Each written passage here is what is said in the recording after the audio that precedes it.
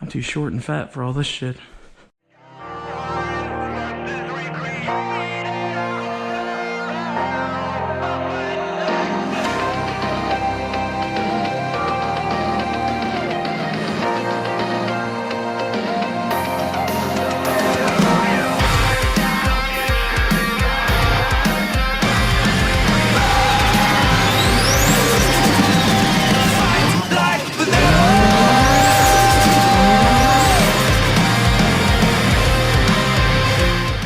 What's he doing?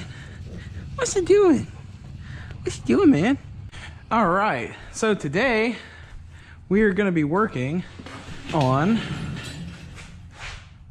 this turd.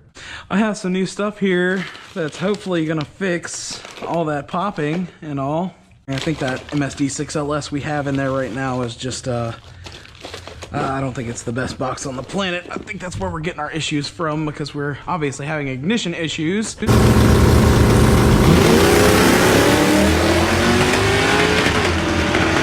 So we're gonna be replacing it.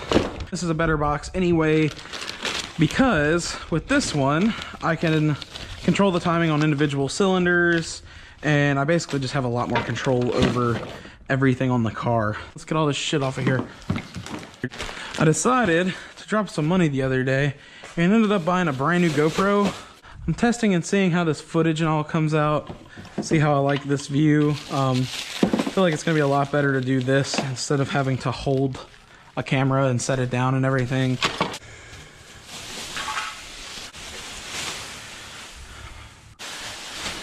All right. Okay, now normally when you're doing something like this, the first thing you're gonna wanna do is disconnect your battery. But since I have my emergency off-on switch here, as long as that's pushed off, the battery's pretty much disconnected. There's no ground to it. So what I'm gonna be doing is right in there, my ignition box is mounted to the firewall.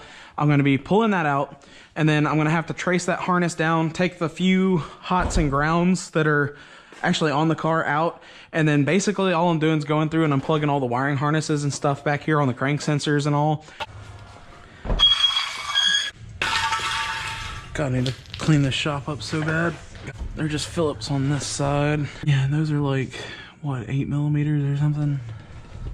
No, I know exactly what size it is. Crescent wrench. Yeah, never mind, that's a bit of too tight of a fit.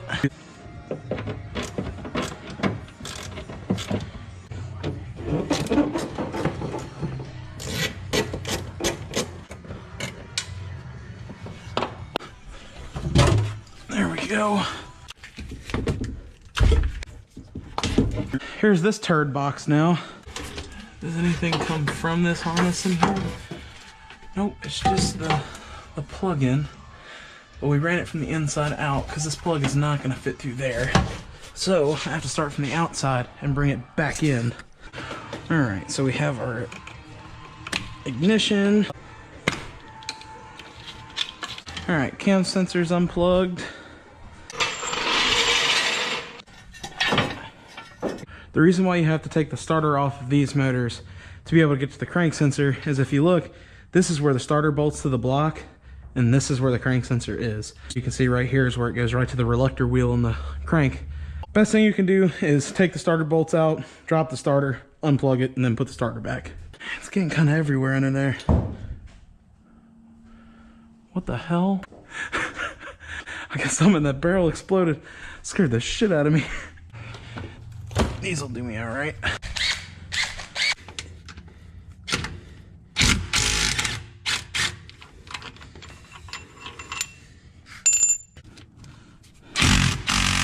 Here's your crank sensor. That's like the hardest one to get to. Everything else should be pretty easy and go pretty quick. I have all these undone. Let's go ahead and pull that up and start pulling all this stuff back.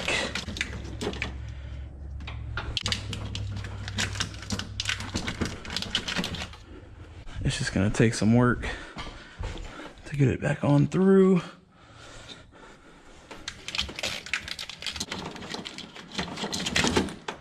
Those should be all the harnesses, so let's work on trying to get it pulled through. I'm starving. I'm gonna eat dinner first. One eternity later. It is now multiple days later. I don't know what happened. I have some goodies for the Camaro here. Put all the horsepower. Here's all of our diagrams and everything. Tells you about the rotary dial on the box. We're gonna take it and we're gonna point that little arrow right towards truck high output. I should have, let me see. Jesus Christ. Okay, so the launch rev limiter is what I need to hook up for my, it's basically a stutter box, you know, like a two-step. I need to hook that up so I can get more consistent launches because I am foot braking this car. This car does not have a trans brake in it, so that that launch rev limiter, that blue wire, is going to be very important to me. All I'm going to hook up is the blue wire and this gray wire. The gray wire goes to the tachometer, and then I have my red and my black wires, and those are going to be for our hots and grounds, obviously. Let's go ahead. These are going to go to our coil packs and such. Oh, that was close. All right, and then these are, okay, and then these are going to tell us which coil packs these go to. This is 1357, so that's going to be the driver's side, and then this is the 2468, so that's going to be the passenger side. This is the hardest part of all of this, especially when you have huge hands and shit like I do, because my hands are too big to run into this intake manifold, and I couldn't get anybody to come help me that has little hands, so I'm all alone in this one. Oh hell. There we go.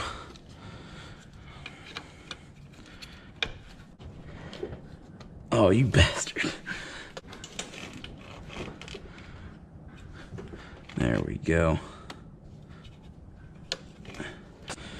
And there's my ground wire. I'm gonna have to cut this down and just put another eyelet on it and put it there, just because this is way too much slack for me to have. Come through if it'll fit. There we go.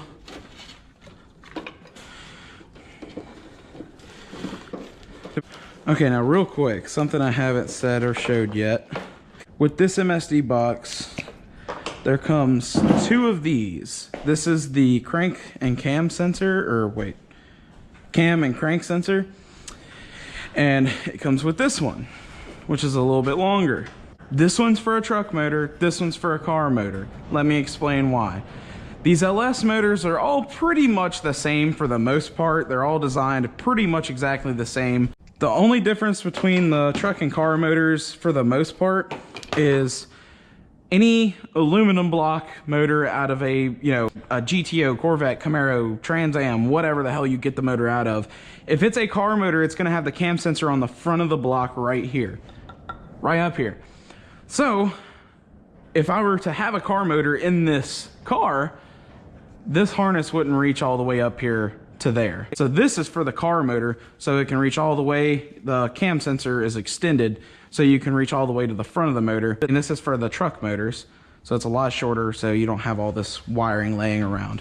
And this hooks in here just like this. Pop. Click our cam sensor in.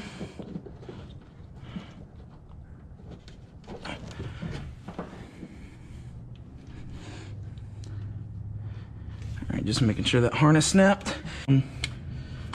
Click.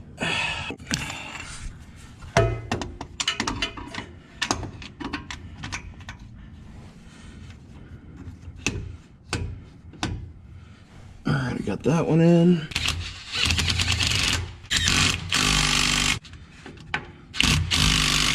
We are a lot closer to getting this thing running now.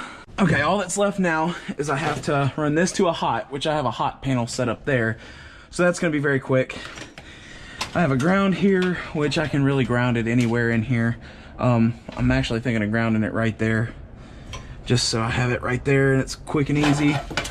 Gray wire goes to the tack, the pink wire hanging is to the tack. That's easy. And then the blue is to my launch, basically my two-step.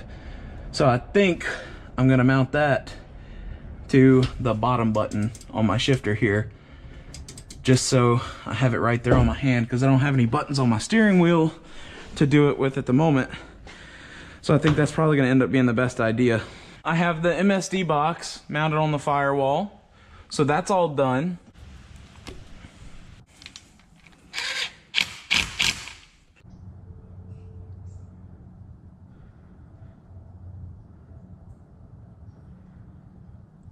Oh yeah, look at that solder joint, boy. Clean. Get that shrunken down and tight.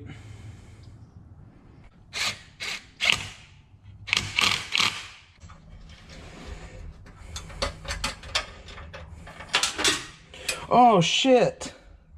Oh damn, I forgot that wasn't. Oh, I thought I tack welded that to the body of the car.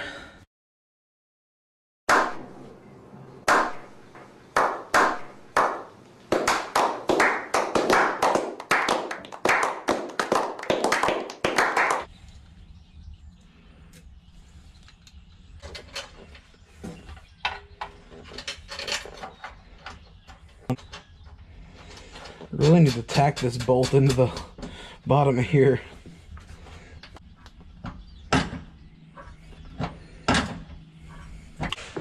So we're gonna see what happens with this.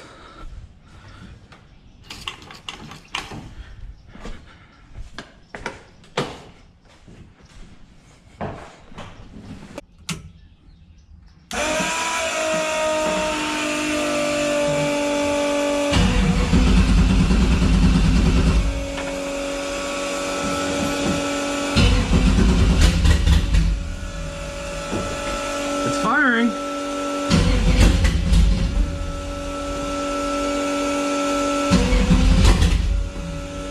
I'm trying not to flood it.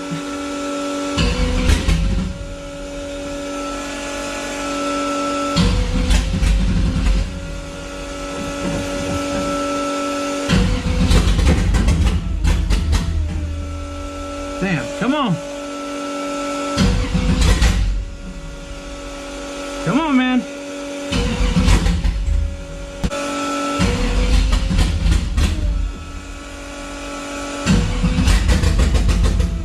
Oh, come on, it ran for a second. Damn. Yeah, I think I'm starting to flood it now. It wants to run so bad. These plugs are bad, like I said. I'm pretty sure these plugs are pretty bad.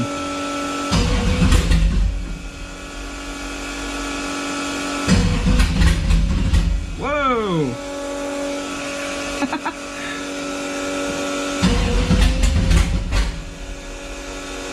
Come on, man. Hey! No! Shit! It was running!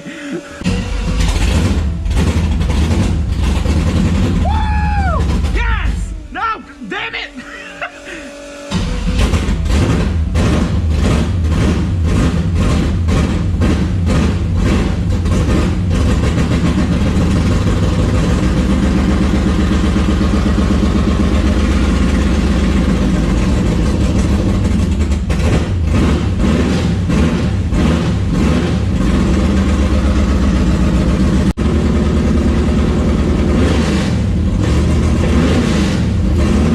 Alright guys, this has been Herschel with HG Automotive. Keep in tune to watch more stuff on the Camaro, and I will let you guys know and post a video out as soon as I can get it to the track the next time, and we'll see how much better it does.